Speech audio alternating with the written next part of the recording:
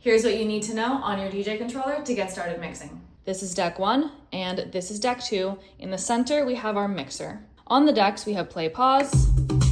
Pretty straightforward. Above that, we have our cue button. This is typically used to preview tracks in your headphones before playing it out. When I hold it down, it starts playing from that yellow cue point. And when I let go, it jumps back to that point. Next, we have our tempo fader, and this changes the BPM of the track. Above that is master tempo. We typically want it on because when it's off, and I change the BPM of the track,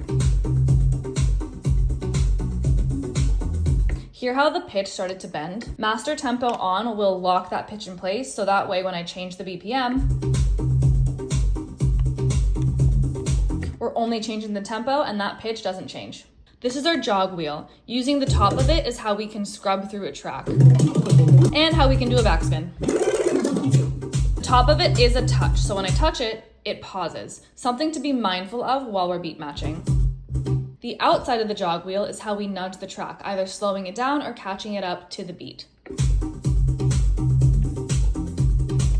This is what we're going to focus on using when beat matching. The pads at the bottom can be used for multiple things. Right now, I'm going to go over hot cue. You can think of a hot cue like a bookmark in the track. Maybe you want to mark a good mix out point when the vocals come in. To set a hot cue, I'm going to line up the playback with where I want it. I'm going to tap the pad.